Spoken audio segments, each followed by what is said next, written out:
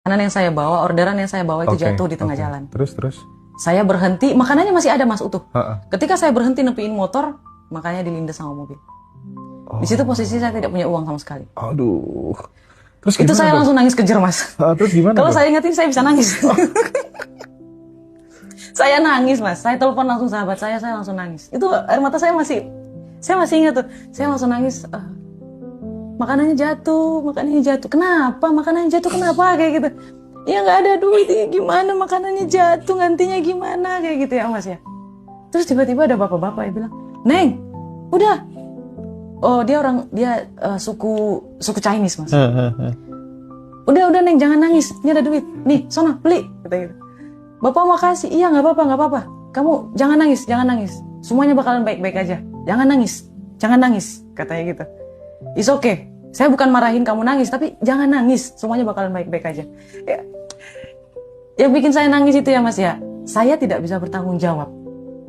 Bukan karena saya miskin nangis ya, bukan. Karena, aduh gimana ini ganti makanannya. Gantinya, sementara nggak ada uang lo ganti. Yes, gitu loh Mas. Saya bingung.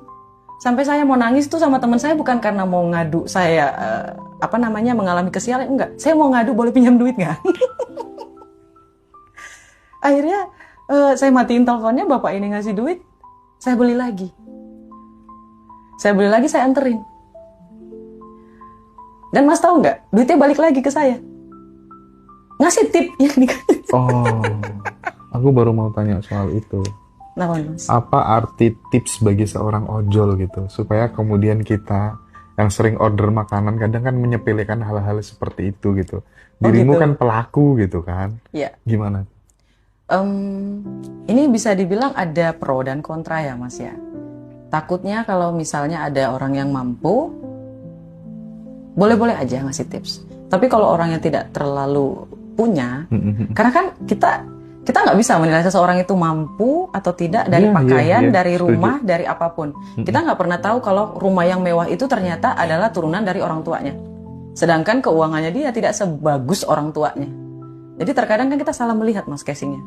Kayak gitu. Makanya banyak ojol yang bilang, ternyata yang banyak ngasih tips itu adalah orang-orang yang menengah ke bawah. Oh.